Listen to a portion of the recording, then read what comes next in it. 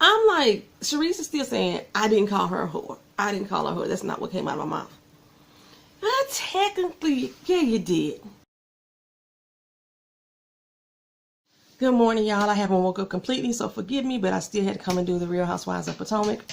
So yeah, let's get it cracking. There was not much to this episode at all.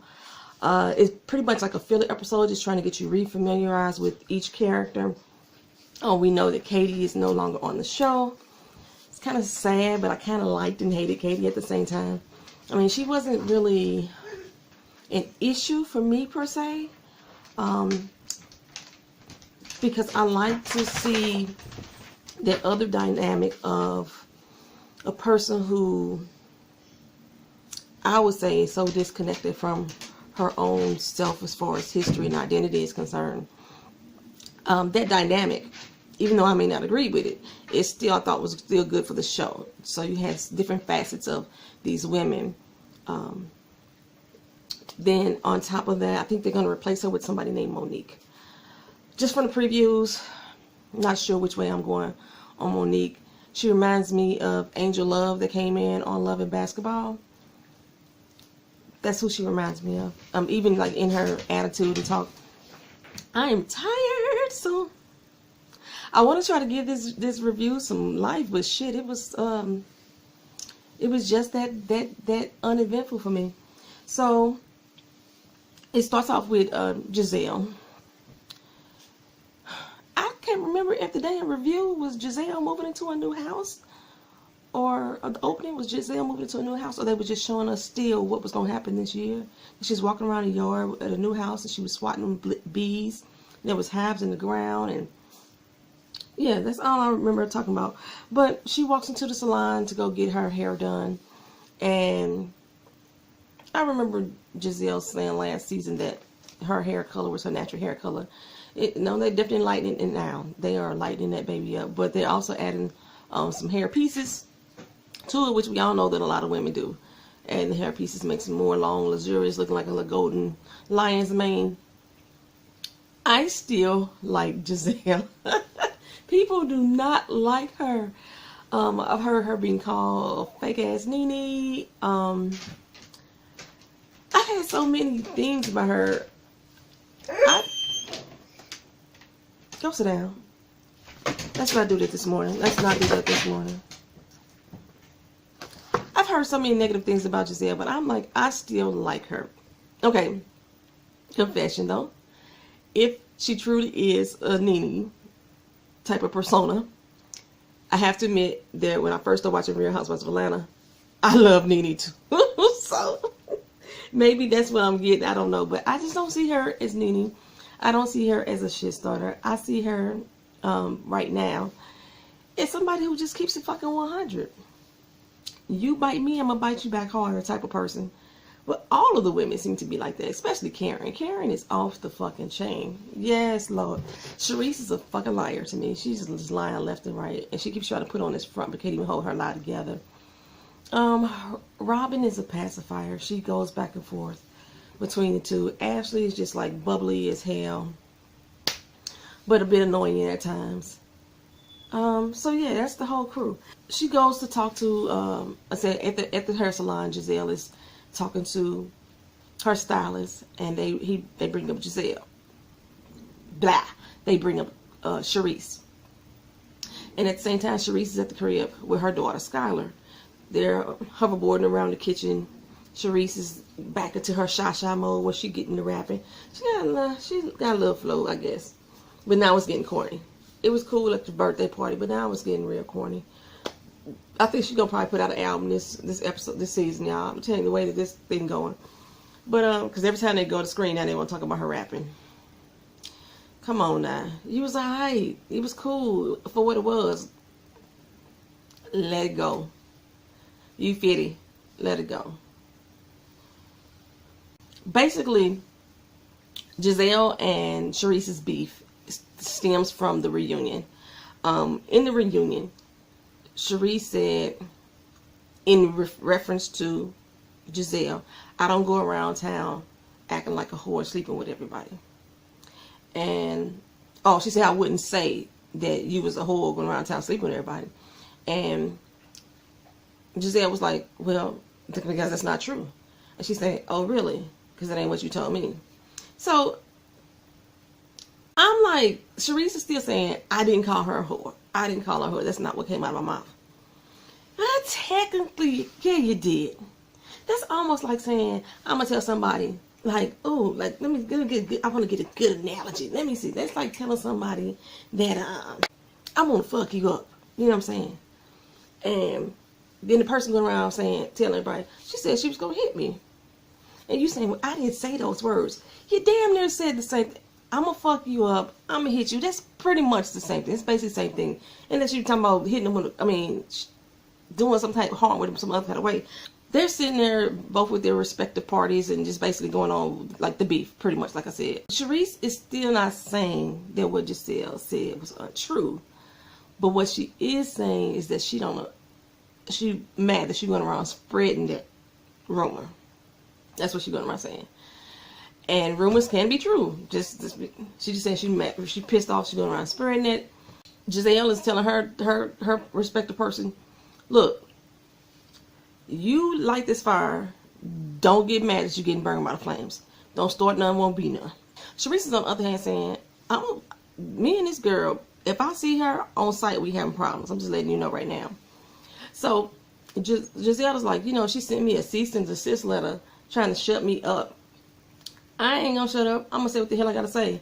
And by them putting this all in this show, it is clear that Gizelle is still saying what she gotta say. Because if you didn't watch the after talk with Andy Cohen, or you don't follow the blogs, you would not have known that Gizelle said that Eddie got a girlfriend back in Jersey and Charisse got a boyfriend here in Potomac. You wouldn't have heard that. But they put it out there in the forefront for us, and they keep bringing it up, Charisse feel like Gizelle keep bringing it up. And she's like, why the hell you keep doing that? She said, she gonna put her in her place. But she did the cease and desist letter, let her lawyers get a hold of her first, so she won't have to go ghetto on her.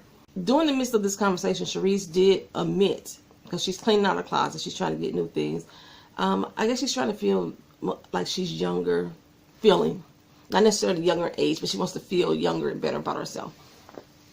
And she's going cleaning out her closet, trying to get new things, and she's talking about, well, Eddie does want a divorce. And the person she's sitting there with is like, first of all, why is Charisse hanging out with this 12-year-old? She said he's her daughter, her 15-year-old daughter, Skylar's ex-cheer coach. He looked like he's 12. You 50. Why are you hanging out with? First of all, I was already tripping out the fact that Ashley was hanging out with y'all. Okay, but I can understand that more. Ashley is grown. I guess he grown too. He look, I don't know. Why are you hanging out with this 12-year-old, Charisse? I don't know. Let me back that whole statement up. I got some younger friends myself. But it just seemed odd. The whole relationship just seemed unauthentic. Like she just had to pick her up a gay friend to roll with this year. Because I know Gizelle had her friend that she was rolling with last year. That's the one that Charisse got into it with before. It just seems odd. I don't know. So they go over to Ashley. Ashley is taking dance lessons with this little young hottie named Tayon. And she's getting into this Manifest Destiny competition. They are actually raising money for young inner city kids for school and other things like that, but probably just specifically for school. I just forgot that doggone quick. Lord have mercy. And Ashley basically has no rhythm in her little body. She says she can twerk like the best of them, but she got to get that little gyration down. She's going to get that gyration down. The routine seemed like one of old Beyonce moves. I was like, what is going on? But she got good chemistry with her instructor, and I'm thinking something's going to pop off between them two. They seem to have a lot of real good chemistry. And a lot of times on these shows, they would have like a gay dance instructor. This dude seems straight, if not straight, at least bi.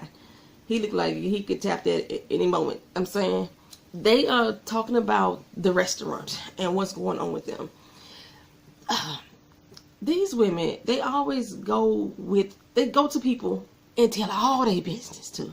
Like, why are you telling your dance instructor what problems you're having with your husband? Are you and Tion that motherfucking cool? It just seems like that's a bit personal and deep for you to be dispelling all that information. And basically, there's problems with the restaurant. It's not stacking up to what it used to be. They're not pulling in the tables. They done had the fires. It's only been over 3 months. They done had 2 new GMs, 2 new chefs, 2 new bartenders. They can't keep bodies in the chairs. And it's the money situation because Michael is still financing it all. I think she said $1.2 million he's invested. And he's still trying to cover all the costs because they haven't broke even yet. It's only been 3 months. Y'all not going to break even in the first 3 months. I'm sorry. It's an Australian restaurant, so they sell an emu and kangaroo. And everybody, not palates in the United States, is not that easily drawn to the foreign delicacies. Maybe if you was in Australia, you might try it, but even if in the United States, if you go to this restaurant, you may try it once. But that's not the type of menu or cuisine that's going to keep repeat customers. You know what I'm saying? That's just a menu that, okay, I want to try this because I ain't never had it before. Don't mean I'm going to keep going back, especially at $35 a plate. But I guess since they're in Potomac, they thought that they could, or near Potomac or Maryland or Baltimore, I think her restaurant's in Baltimore, that they thought that they could draw in that type of crowd and big repeat crowd. I just don't see it. I don't see it. They might have to start doing like functions, catering functions or something to make them ends meet, but not in no restaurant style setting. So Ashley has pretty much taken over the running of the restaurant because Michael is still running his real estate business. And Ashley's like, this is putting a financial strain on our marriage. And I'm like, again, why are you telling your dance instructor that? This just seemed like an odd person to be divulging that information to. We go to Robyn. Robyn has moved way out of Potomac. She's in Hanover, Maryland. And she moved into a new house with her still ex-husband, Juan. They've been divorced for over 4 years. And they moved in together 3 years ago for the sake of the kids. I think in this day and age, children, they know what divorce is. But they thought this would be the best solution for them as far as keeping the kids in a stable home environment. Okay, I can see that. But as far as you as individual people, this has got to be screwed up if you're trying to have a relationship outside of what this is. Robyn keeps claiming that Juan wants a relationship, but she's just not ready. She's not ready to fully commit and get back into it. They sleep in the same bed. So I'm quite sure in 3 years that they've been smashing. You know what I'm saying? They sleep in the same bed. But when I watch the show, I don't see that Juan is trying to get her back together. Like that one episode where she put her wedding dress back on, Juan freaked the fuck out. Like, what the hell are you doing? So I just don't see. And then he was going to take another job where they're at now. He was taking that job. He was going to be away from them. So I don't know. I just don't see that he's the one that wants it. I think she wants it, but doesn't want to admit that she wants it. Karen and Ray, they're out house shopping. You know, they're empty nesters now. They have this big estate, and Ray is like, we need to downsize. Karen is like, we need to resize. Now we may go down, but we may go up too. So they go to this nice big house. When they go inside, I'm looking at it too, like, this kind of small as hell, especially looking at it from the outside. The house seemed to be extremely big, but these rooms little as a mug. And the furniture that they had in the place, I guess, didn't help because it made the rooms look even more smaller. Karen is like, the ceilings are low. My chandelier would drop to the floor. Like, you can't bring that chandelier in, honey. At least not to this house. You get a new chandelier. But they go through, so the dining room looked kind of small. There was a bathroom in the dining room. And I thought that was weird, too, that the bathroom was right in the dining room. Like, I could see it being in the hallway. And as big as this house is, why is there a bathroom in the dining room? But that, you know, somebody in there blowing up the bathroom while you out here trying to break bread. That is sticky smelling. But the bathroom is next to the kitchen. Not exactly in the kitchen, though. But if my bathroom was in my kitchen, that would be odd. Okay, so yeah. Karen's not feeling this house at all. She already told me that she wanted have a circle driveway, and it ain't got that. And the real estate agent, Josh, that's there, from the jump, when she first said that it's missing the driveway that I already told you was going to be a deal breaker, his face was like, And he had that look on his face the entire time. And I can't stand real estate agents like that. What happened to your stone face? The face that you're supposed to give did not show your emotions on your face. You look real disrespectful. You look mad disrespectful right now. I wouldn't even be working with your ass. I really would. I don't know why. I know, I'm surprised Karen didn't say nothing about that, because Karen is really quick to check a person. But yeah, he seemed real. He was rolling his eyes, and every time she said it was something like, okay, first of all, we've already discussed these things, and you bringing me to the table of this house that's not giving me what we've discussed, and then you got nerve to roll your fucking eyes when I say, no, this ain't working for me. This house may be cute for somebody else, but it ain't for me. I don't understand why agents do that. I don't. Speaking of agents, I still have not heard back from the one who put the bid in on my house. I don't think I got it. And the reason why I don't think I got it, because I went online to check the status again, and now it says that there's a contract pending. I ain't wrote no contract, so I don't think it's me. I called her, text her, and left her a message, because it was kind of late, so I didn't want to like ring her phone. And saying, okay, I was supposed to, it's about 8 something. I said, I haven't heard from you today. You were supposed to notify me about the status of the house. No response. It's now this morning. No response. So I know that I won't be moving forward with this agent to help me out with any other things. I just want to find out the final status on this one. I am a backup though, which basically means that if for some reason whatever contract that they take up falls through, then I get second option. But if any other people did the same thing, it still doesn't guarantee that I'm going to get the house. So I need to keep looking. She was supposed to send me a list of properties through my email the day we met. I ain't got that either. So yeah, this agent is not working for me. So, okay, that's basically the whole breakdown of everybody's individual relationships, okay? So now Robyn and Gizelle get together. Robyn is feeling some kind of way about Gizelle, like putting it out there about Charisse, because you know she's both of their friends, and she feels like she's in the middle of everything.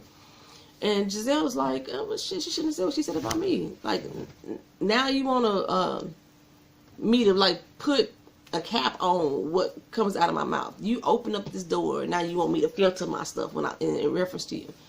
You calling me a whore. You know what I'm saying? You saying a flat out lie. What I'm saying is true. And Robyn is like, we ain't never known that to be true. And she's like, she told me. Like, yes, she did. And she's like, what you mean she told you? She said she gonna lie to y'all and say she didn't say it, but she told me. And so Robyn's sitting here like, damn.